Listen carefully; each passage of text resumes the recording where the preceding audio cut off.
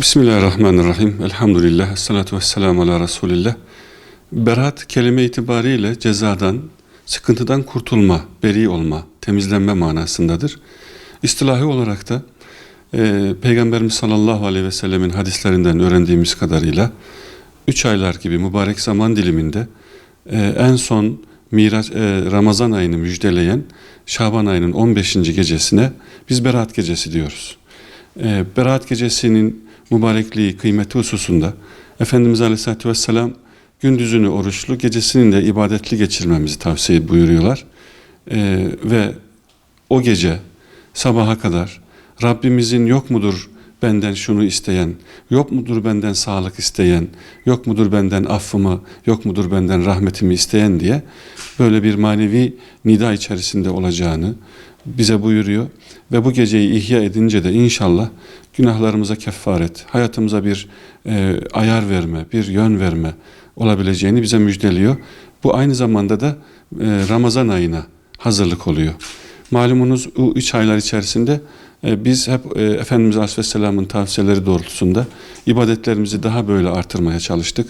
Gönlümüzü Kur'an'a hazırlamaya çalıştık.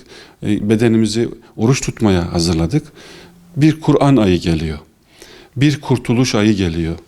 Bir zaman dilimi ki 80 yıllık bir ömre bedel olabilecek Kadir Gecesi gibi bir geceyi içinde barındırıyor. Dolayısıyla bu bizim için böyle bir manevi iklime hazırlanırken Şaban ayı gibi mübarek bir ayda bulunan bu Berat Kandili'nde de kendimizi Ramazan'a hazırlayıp inşallah bayrama da böyle hakiki bir bayrama ulaşmış olmak. Şahsen biz tevbe etmiş, kurtulmuş olarak ve bundan sonra Allah'ın bize ne kadar ömür verdiğini bilmediğimiz için yaşayabileceğimiz ömrümüzü de bereketlendirmek niyetiyle ibadet edeceğiz. Ve inşallah bu bayram bu sene şahsen ve ümmet olarak da hakiki bayramlara ulaşmaya niyet edeceğiz inşallah. Efendim aslında ümmet tektir.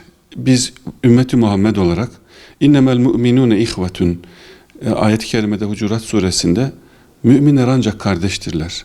Veya bu hasır ifade ettiği için de kardeşlik ancak imanla olur. Veya müminlerin en büyük vasfı kardeş olmalarıdır. En birinci vasıfları budur. Dünyanın neresinde olursa olsun. Bünyanın mersusturlar. Yani birbirine kenetlenmiş duvar gibidirler. Ve Peygamberimiz Aleyhisselam'ın ifadesiyle bir vücut gibidirler. Vücudun herhangi bir yerinde nasıl bir eza, bir rahatsızlık olur da, acı olur da bütün vücut bunu hissederse aynı şekilde de mutluluğu ve üzüntüyü İslam ümmeti olarak beraber yaşayabiliyor muyuz, yaşamıyor muyuz? Kur'an'ın bize emretmiş olduğu bu kardeşlik gerçekten tahakkuk ediyor mu, etmiyor mu? Ediyorsa daha fazla nasıl yapabiliriz? Ümmet olarak daha nasıl güçlü olabiliriz? Maddi manevi nasıl güçlü olabiliriz? Tarihteki İslam ümmetinin o ihtişamı tekrar nasıl geri gelebilir? İşte Diyarbakır'dayız. Bir Selahaddin-i Eyyubi bir daha Kudüs'ü fethetmek üzere Diyarbakır'dan acaba ne zaman geçebilir? Diyarbakır'ın anneleri işte evsel bahçelerinde yetiştirmiş oldukları gül ve onun kokusundan, gül suyundan bunu alın Kudüs'e götürün, mihraba bizim için sürün diye ne zaman diyebilirler? Diyarbakır'ın sokaklarında sahabeyi temsil eden çocuklar, ben sahabe gibi olmak istiyorum, sahabe gibi peygamber aşığı olup hem dünyada hem de ahirette mutlu olmak ve mutluluk sunmak istiyorum diyen gençler nasıl yetişebilir? Filistin'in Kudüs'ü nasıl düşünebiliriz? Yemen'i, Arakan'ı, işte Doğu Türkistan'ı, bütün gönül coğrafyamızı nasıl bu dağınıklıktan kurtarabiliriz? Hep eleştiriyle olmaz. İşte bu İslam ümmeti niye böyle perişan? İşte şu yüzden bu yüzden deyip eleştiriyoruz. Fakat birinci oku kendimize vermemiz lazım. Biz niye beraber olamıyoruz? Niye bir olmuyoruz? Kur'an-ı Kerim'de Rabbimiz bizim bu dağınıklığımızdan bahsederken, şikayet ederek küllü hizbin bima ledeyhim ferihun buyuruyor. Yani onlar öyle dağıldılar, perişan oldular ki her bölük, her hizip, her kesim, her parti, her bir işte bugün STK, her bir cemaat en üstün benim varsa yoksa benim diyoruz. Bunları artık terk edip teferruattaki hizmetlerimizde derinleşebilmek, ne kadar koşturabilirsek ümmet için, vatanımız için, devletimiz için koşturmak, ama öbür tarafta temel unsurlarda yani küffara karşı, dış düşmanlara, iç hainlere karşı böyle büyük bir birlik ve beraberlik sunmak durumundayız.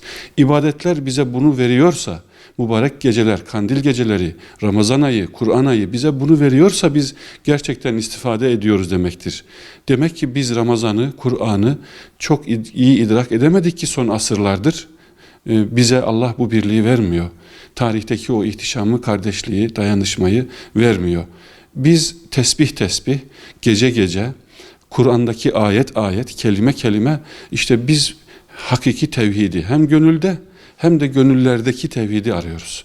İnşallah Berat Kandilimiz de böyle bir birlikteliğe, böyle bir sonuca vesile olur inşallah. Bu vesileyle, sizin vesilenizle bizi dinleyen bütün kardeşlerimize hayırlı kandiller ve hayırlı Ramazanlara ulaşmayı Rabbimden diliyorum. Dualarımızı ümmet için yapalım, birlik beraberliğimiz ve affımız için yapalım inşallah. Berat Kandilimiz mübarek olsun diyorum. Yani belki de bizim şu anda idrak ettiğimiz şekilde Resulullah Aleyhisselatü Vesselam ve sahabe idrak etmemiş. Bu kastediliyorsa doğrudur. Ancak Efendimizin bu hadislerinden öğrendiğimiz kadarıyla özellikle Berat kandili, işte Şaban ayı içerisinde Efendimizin diğer 3 aylar içerisindeki diğer kandillerimizde olduğu gibi o hadisler var. Fakat bizim gibi sahabe bunu kutlamamış. Yani kandilden kandile camiye giden, cumadan cumaya namaza giden bir ümmet istememiş Peygamberimiz. Bunu söyleyenler bunu kastediyorlarsa doğrudur. Fakat bütün bunlarla birlikte bir kaide-i küllimiz var bizim. Ma la yudraku kulluhu la yutraku kulluhu. Bir şey bütün elde edilmiyorsa bütün de terk edilmez. Şimdi biz zayıf düşmüşüz ümmet olarak. Camiye gitmiyoruz. Kur'an'la iştigal etmiyoruz. Bugün şu son zamanlarda Kur'an kurslarının çok açılmasına rağmen Türkiye'deki Kur'an öğrenenlerin sayısı %50'ye ulaşmış değil. Biz her kitabı okuyoruz. Her mekana gidiyoruz. Ama bir kitabımız ki bütün kitaplar onu anlamamız için yazılıyor. Onu okumuyoruz. Lafzını da okumuyoruz. Manasına zaten nüfuz etmiyoruz. Camilerimiz de boş. Şimdi kandile gitme. Cuma namazı da zaten işte o da olmuyor. Öğlen namazı veya diğer 5 vakit namazı zaten bu imamların yüzünden namazımız olmuyor. Onların arkasında namaz kılınmaz. Kime hizmet ediyoruz yani? Kandil gecelerinde bu kardeşliğe vesile olma, gelip dolu da olsa, hani sürekli olması gereken bir durum, arada bir de olmuş olsa bu coşkunluk, yani İslam'ın dışında bir şey uygulama mıdır yani? Bunu Resulullah Aleyhisselam görseydi niye bu camiye geldiniz mi diyecekti bize? Değil.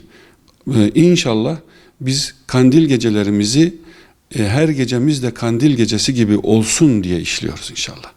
Yani her günümüz bir ömre bedel olsun. Her gecemiz de Kadir gecesi olsun. O yüzden eskiden alimlerimiz şöyle bir ifade kullanmışlardı. İstikamet sahibi olabilme adına, ibadeti daimi yapma adına, şevkli, iştiyaklı yapma adına her geceyi Kadir bil, her gördüğünde Hızır bil derlerdi. Biz bu edeple yetişeceğiz. İleride inşallah bu dediğimiz hayale ulaşırız. Ama kesinlikle şu anda İnsanları kandil gecesine de gitmeyin, cumaya da gitmeyin, teravih namazını işte gitmeyin, kılmayın demek doğru değil. Doğrudur, mesela teravih namazını biz farzlardan daha ehemmiyet veriyoruz. Ama bırak gitsin insanlar yani. Bu da mı olmasın? Hiç gitmeyen bir adam arada bir de gidiyor, onu da kesmek doğru mudur yani? Biz bunu söylüyoruz efendim.